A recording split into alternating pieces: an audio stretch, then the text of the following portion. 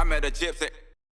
So when did the bikes become a career for you? Like, obviously you were doing it a lot as a fan of, you know, riding, working in a bike shop, but when did the career element develop? So I started making some money from riding my bike around 2006 or 2007. Pretty early. Yeah, I started, I was working in a bike shop at the time. Was I even, sorry, pardon. Say when I was working in the bike shop, I started doing some shows for the Forestry Commission, which is like a government-run commission that look after the forests in Scotland, or I think all over the UK. And they had a small sort of show team that would sort of take to different events, and we'd do, you know, like we had some friends that were doing some dirt or jumping some wooden ramps, and I would ride out on some platforms doing some trials. And so I'd kind of do that often at the weekends, using my holidays from work. My boss was really cool about allowing me to kind of go off and do these shows whenever they kind of came up. And then in the kind of that got to a level where I was pretty much able to take the sort of summer off from the bike shop and do shows kind of full time. And then between 2008 2009.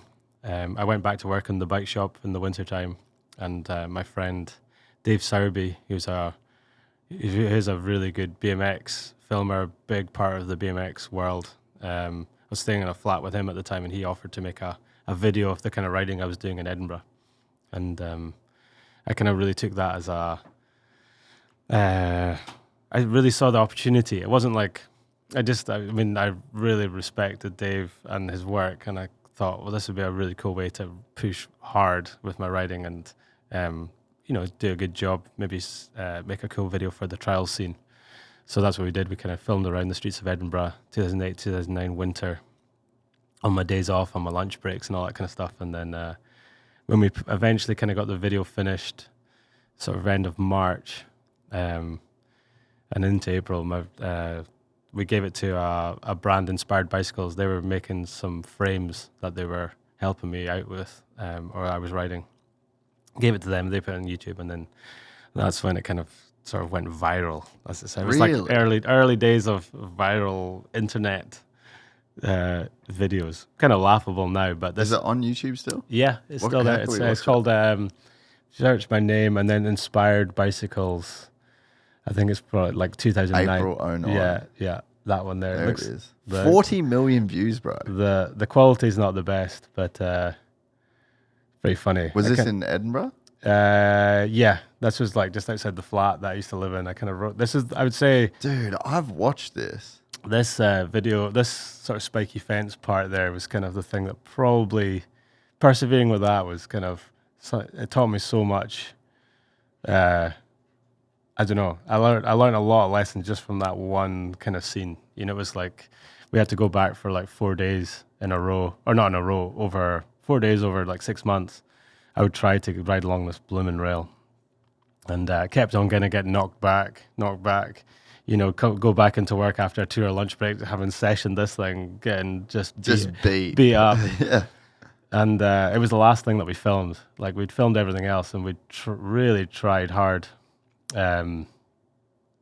Yeah, and it was like Dave he kind of pushed me a little bit to kind of go back to try to actually get along the rail. But I think it was like, it's important with these kind of films to have like a good hook. You know, there's a bit of a formula to how you kind of make the stuff, and that was, I don't know, a good one. Yeah, so that was like the fail at the start, at the start, get it at the end. Yeah, video. You're communicating through. Yeah, and it was also in something relatable, like, you know, as a normal human, you wouldn't want to walk along that spiky fence. What happens if you flip and get it between your legs? I can tell you it's not very fun. Yeah, been there. Yeah, and also the music choice was Dave Sowerby's as well. So there's a lot of things in that. Like I learned so many lessons just sort of working on that with Dave, and it's still that I use today. So yeah, that's so sick. Scroll to the comments. I want to see some comments. That'd be probably like, who's here? I've watched this numerous times over the years, and it still blows me away. And that song gives me goosebumps every time I hear it. Who's here with me today? It really is a masterpiece. That was 10 months ago. And there's ones from 10 years ago there. Jeepers. I mean, what was that, 2009? So 2009. a good while ago. So Yeah. This was the first ever YouTube video I watched, and I still watch it every year to get the nostalgia. Forever a legend. That's pretty sick, dude. Yeah, it was cool. I mean, it was completely. It came from like completely unexpected. We had no. I had no sort of goals with it other than to kind of make something. I don't know, just do my best kind of thing. Yeah, but it was a big surprise when it ended up like pretty much the day after it went online. You know, the news picked it up, the local news picked it up, and then it was kind of getting friends that were in like a bakery down New Zealand. They would hear people they overheard people talking about it in the bakery down there, and then it'd be like on American news. And for a while, they used to have like accolades. You know, in those days of YouTube, you'd have like a little awards. You know, it was the most watched sports video in the world for several years, in fact, which is quite funny. It was just weird. On your first video. Yeah, exactly. It was, yeah, I don't know. It was funny. I mean, I didn't really. It wasn't like. I just thought it was kind of pretty funny. Carried on working in the bike shop for a while, and then I started doing shows in schools for the rest of that year. Life kind of carried on fairly as normal, apart from maybe apart from kind of you would get stopped in the street if I was out riding for myself. And there was a few bits of like advert work that came in. One for VW cars. A few bits and pieces of that kind of allowed me to kind of make enough money to really think about getting management and, you know, really kind of do it full time from then. Yeah, right. Man, that's crazy, eh? I remember watching it. I mean, I couldn't tell you when I watched it, like when in the timeline. But yeah, I definitely remember watching that. I never knew that was the first one. Was there like monetization and stuff back then? No. And there's no monetization back then at all. So yeah, it was just it went on Inspired Bicycles channel. So it's cool that it blew up on their channel because it was, they'd really been helping me out with bikes. Like I was smashing prototypes left, right and center the whole time. And they really helped me through that part of my career for sure. That's so crazy, dude. And did it open up your eyes then to like the whole video project? Because I mean, posting on YouTube, I always tell people, I had a meeting on Saturday and I was like kind of given the backstory of like what I had done. And I was like, man, I bought a Camry in '08. And all I did was just go around telling moto brands like, the internet's going to be fucking massive for videos and you're going to want to advertise your brand on the internet, and you've got Facebook and you've got Vimeo, wasn't even YouTube. And it's like I was pedaling that bike way back when. And it's like, did you even have that vision back then? Or because it was all DVDs. Yeah, it didn't exactly. I mean, we all started watching a little bit more content on YouTube at that time. I mean, that kind of became, that was like something that kicked things off for me. And then in September 2009, I signed with Resolution, which is like a bicycle management company run by my friend Tarek Razuli. And then I signed with Red Bull.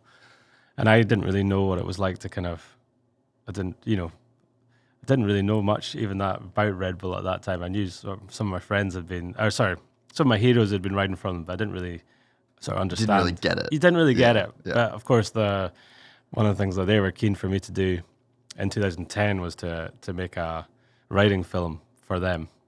So that was going to be a tricky, not a tall order, because this thing happened so organically. I'd scouted in Edinburgh for like 4 years. This was all the best things I could possibly think about doing, and you're like, this was like your first album. Yeah, exactly. Like, this is my whole life. Yeah, that's it. It was like, yeah, exactly. And you're like, well, how do I do a second album? Yeah. So between myself and Red Bull, we kind of came up with the concept of getting a camper van and doing like a tour through Scotland. And I don't know why I kind of felt like I understood that it was going to be impossible to top. Well, I knew that it was impossible for me to go and top that film that was, we'd put everything into. But I kind of understood that it was possible to kind of repackage the writing that I was doing, or maybe find some more interesting locations that had a bit of landscape behind or something. You know, it wasn't about doing an extra 180-degree spin or dropping off an extra a because couple of feet higher. the riding was like, you're like, this is the best riding I can do Yeah. on stuff that I've spent years trying to find. So it wasn't necessarily you couldn't make a better video. It was just like riding wise, this is like where I'm at. Yeah, and then for the film, what was called ended up being called The Way Back Home. We just drove all over Scotland, kind of roughly between Edinburgh and the Isle of Skye, and we went back and forth. It wasn't like it was one linear trip. We were like just running around Scotland trying to chase the sun for 6 months. I kind of broke my collarbone 3 times in a row straight after signing the contract for Red Bull. One in Oakley's pump track, one in The one here? Yeah, one in Edinburgh, and then also came back over to California to do some rehab, and I crashed trying to keep up with G Atherton down Fontana. There's like a downhill track there, so so I had a few injuries like that right after signing for Red Bull. So I was feeling pressure, but it was funny having to kind of just sit around in the sling, just eager as anything. I had a little automatic Ford Fiesta that my friend's granny's car that I would kind of put myself on like sort of day insurers and whatnot to be able to drive this thing around and just go with my sling on to go and scout all the spots in Scotland. But yeah, so that sort of film for Red Bull was filmed again with Dave Sowerby. I was really sort of keen to keep working with friends, and they were quite good about letting us just do what we were doing. And I really kind of pushed hard to get it exactly as we wanted it. You know, of course, it goes into an office and I know that world. There's often, everybody likes to put their mark on it. And you just see some random @Red Bull email and you're like, who the fuck is that? And why are they telling me to make this? Bro, I've been there. But I was pretty adamant it had to be, we chose the music. Yeah. And luckily for us, was that before Content Pool music? Yeah. No, it might have been around that time. But I was like, I had like £500 a track to clear music for YouTube. We actually didn't clear the music for that Inspired Bicycles film, and there was threats of this was before I think it was before the algorithms were around that would tell the artists or tell the labels. That just automatically. Yeah. That was kind of before all that. But we had the record label. Those were the good old days.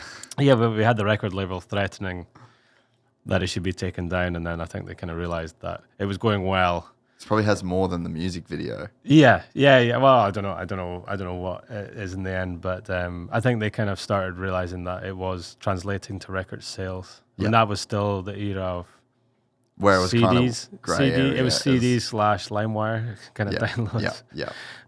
Pre the kind of streaming websites. So it was a kind of bit of the Wild West at that time. If you enjoyed this content, please like and subscribe. And to listen to the full 3-hour podcast, search Gypsy Tales in your favorite podcast platform or click the link in the description below. Gypsy Gang.